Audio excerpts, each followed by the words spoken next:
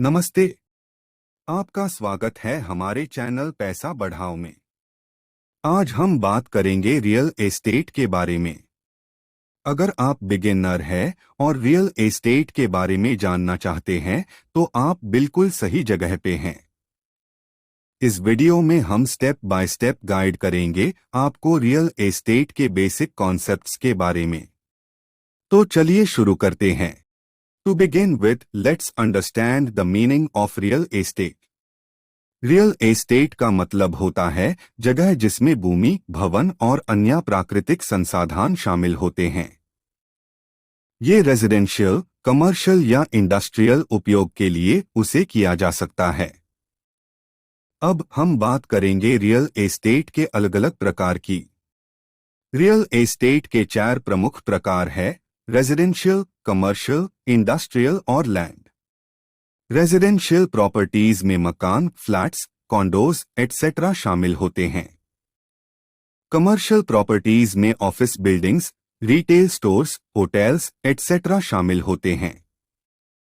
Industrial properties में factories, warehouse etcetera शामिल होते हैं। Estate investing important. Rich mindset land को रेफर करता है जो किसी भी उद्देश्य के लिए उसे किया जा सकता है। संपत्ति निवेश क्यों महत्वपूर्ण है? अगला टॉपिक है रियल एस्टेट में इन्वेस्ट करने के अलग अलग तरीके।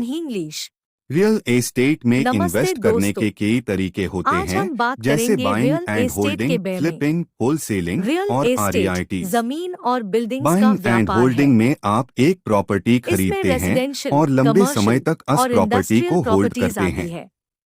यानी फ्लिपिंग में आप दुकान एक या प्रॉपर्टी फैक्ट्री खरीदते सभी हैं, शामिल होते यूज हैं। रिनोवेट करते हैं और उसको रियल प्रॉफिट एस्टेट के लिए एक प्रकार बेचते का हैं। इन्वेस्टमेंट है। होलसेलिंग में आप खरीद एक कर, प्रॉपर्टी यूज खोजते बेचकर हैं, या किराए उस पर प्रॉपर्टी देकर को धन कमा कॉन्ट्रैक्ट के सकते हैं। अंदर लेते हैं और इस एफआईआर यूज व्यापार में दूसरे सफलता इन्वेस्टर पाने को के लिए बेचते हैं। आपको मार्केट ट्रेंड्स समझने होते हैं। आरईआईटीज या रियल एस्टेट इन्वेस्टमेंट दोस्तों, ट्रस्ट ये था कंपनीज रियल होती है एस्टेट का जो रियल संक्षिप्त एस्टेट परिचय। प्रॉपर्टीज को ओन और स्वतंत्र, मैनेज करती सुरक्षित है, और जिसे समृद्ध इनकम बनाने का जनरेट ये होती है है। एक मार्ग। अब आते हैं रियल एस्टेट में इन्वेस्ट करने से पहले ध्यान रखने वाली इंपॉर्टेंट चीजों की। सबसे इंपॉर्टेंट चीज है लोकल मार्केट कंडीशंस को समझना। इसमें करंट और फ्यूचर ट्रेंड्स को जानना, प्रॉपर्टीज की डिमांड और सप्लाई को जानना और लोकल लॉज और रेगुलेशंस को जानना शामिल होते हैं। एक और इम्पोर्टेंट चीज है एक साफ इन्वेस्टमेंट स्ट्रैटेजी बनाने और उस स्ट्रैटेजी को फॉलो करना। आपको भी फाइनेंसिंग ऑप्शंस के बारे में जानकारी होनी चाहिए और आपको अपनी जरूरतों के हिसाब से चूज करना चाहिए। अब दोस्तों, रियल एस्टेट में इन्वेस्ट करने के लिए सही फाइनेंसिंग ऑप्शन चुनना बहुत महत्वपूर्ण है। आपके पास अपने इन्वेस्टमेंट के लिए काफी पैसा नहीं हो तो भी चिंता मत करें, क्योंकि हम आपको बताएंगे कुछ प्रमुख फाइनेंसिंग ऑप्शंस जिनके माध्यम से आप आसानी से अपनी ड्रीम प्रॉपर्टी खरीद सकते हैं। 1. Home loans. घर लोन एक कॉमन और पॉपुलर तरीका है अपने सपनों का घर खरीदने का। बैंक्स और फाइनेंशियल इंस्टीट्यूशंस आपको होम लोन्स ऑफर करते हैं, जिसमें आप अपनी कैपेसिटी के हिसाब से ईएमआई, इक्वेटेड मंथली इंस्टॉलमेंट्स पे कर सकते हैं। 2. Bank loans. अगर आप कमर्शियल प्रॉपर्टी खरीदना चाहते हैं, जैसे कि ऑफिस स्पेस या शॉप, तो बैंक लोन्स भी एक वायबल ऑप्शन हो सकता है। इसमें भी आपको ईएमआई डीन होते हैं, जिसके थ्रू आप अपनी प्रॉपर्टी की 3. Private financing. अगर आपके पास बैंक से लोन मिलना मुश्किल हो तो प्राइवेट फाइनेंसिंग एक ऑप्शन हो सकता है। ये फ्रेंड्स, फैमिली या प्राइवेट इन्वेस्टर्स के थ्रू हो सकता है। 4. Government schemes. सरकार अक्सर रियल एस्टेट डेवलपमेंट को बढ़ाने के लिए कुछ स्कीम्स डालती है, जैसे कि प्रधानमंत्री आवास योजना। इन स्कीम्स का फायदा उठाकर आप अपनी अफोर्डेबल हाउसिंग प्रॉपर्टी खरीद सकते हैं। जरूरी है कि आप अपनी फाइनेंशियल कैपेसिटी और फ्यूचर प्लानिंग को ध्यान में रखते हुए सही फाइनेंसिंग ऑप्शन चुनें। आपका क्रेडिट स्कोर और क्रेडिट हिस्ट्री भी फाइनेंसिंग के लिए महत्वपूर्ण है, इसलिए रेगुलरली अपने फाइनेंसेस को मॉनिटर करते रहे। अब हम आपको बताएंगे कैसे करें सही प्रॉपर्टी का चयन। रियल एस्टेट इन्वेस्टमेंट के लिए प्रॉपर्टी सिलेक्शन एक बहुत क्रूशल स्टेप है, इसलिए ध्यान से सुनिए और समझिए। 1. बजट और फाइनेंशियल प्लानिंग। पहले तो अपनी बजट तय करें और अपने फाइनेंशियल गोल्स के साथ मैच करें। ये समझने से पहले कि आप कितना इन्वेस्ट कर सकते हैं, आपका प्रॉपर्टी सिलेक्शन प्रोसेस आसान हो जाएगा। 2. Location location location location. ये एक इम्पोर्टेंट फैक्टर है प्रॉपर्टी सिलेक्शन में। अच्छी लोकेशन वेल प्रॉपर्टीज का डिमांड हमेशा हाई होता है। आपको मार्केट ट्रेंड्स और ग्रोथ प्रोस्पेक्ट्स के साथ सही लोकेशन का चयन करना होगा। 3. Property type. दोस्तों, रियल एस्टेट में बहुत सारे प्रॉपर्टी टाइप्स हैं, फ्लैट्स, विलास, कमर्शियल स्पेसेस और प्लॉट्स। अपने फाइनेंशियल गोल्स और इन्वेस्टमेंट स्ट्रैटेजी के हिसाब से सही प्रॉपर्टी टाइप का चयन करें। 4. Builder developer reputation. अगर आप रेडी टू मूव प्रॉपर्टी लेना चाहते हैं तो बिल्डर डेवलपर की रेप्यूटेशन को भी चेक करें। उनके प्रीवियस प्रोजेक्ट्स और कस्टमर रिव्यूज से आप उनके क्रेडिबिलिटी को इवैल्यूएट कर सकते हैं। 5. अमेनिटीज और फैसिलिटीज। अपनी प्रॉपर्टी के साथ क्या फैसिलिटीज और अमेनिटीज अवेलेबल है, उसका भी ध्यान रखें।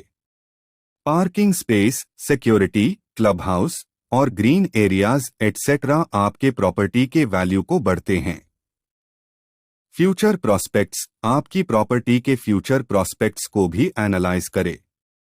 Upcoming infrastructure development, schools, hospitals, shopping centres और पब्लिक ट्रांसपोर्ट कनेक्टिविटी, इन सब चीजों का भी इम्पैक्ट होता है। Legal check. जरूरी है कि आप प्रॉपर्टी की लीगल डॉक्यूमेंट्स को भी चेक करें। प्रॉपर्टी टाइटल क्लियर है या नहीं, क्या प्रॉपर्टी डिस्प्यूट में नहीं है, ये सब वेरीफाई करना ना भूले। इंस्पेक्शन। प्रॉपर्टी को पर्सनली इंस्पेक्ट करना भी बहुत इंपॉर्टेंट है। प्रॉपर्टी विजिट करके आप उसके कंडीशन और सराउंडिंग्स का पता लगा सकते हैं। रियल एस्टेट एजेंट की मदद। अगर आपको प्रॉपर्टी सिलेक्शन में कंफ्यूजन है तो एक एक्सपीरियंस्ड रियल एस्टेट एजेंट से मदद ले सकते हैं। वो आपके रिक्वायरमेंट्स और बजट के हिसाब से सही प्रॉपर्टी ढूंढने में आपकी हेल्प करेंगे। दोस्तों, सही प्रॉपर्टी चुनने से आपकी रियल एस्टेट इन्वेस्टमेंट काफी सक्सेसफुल हो सकता है। ध्यान से समझकर और रिसर्च करके ही अपना डिसीजन ले।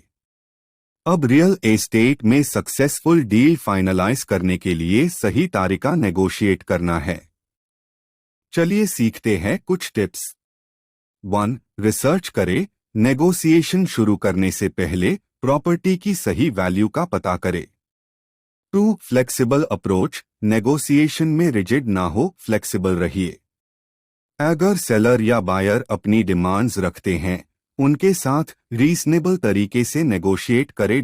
3. अपनी लिमिट्स जानें। हमेशा अपनी लिमिट्स जानें।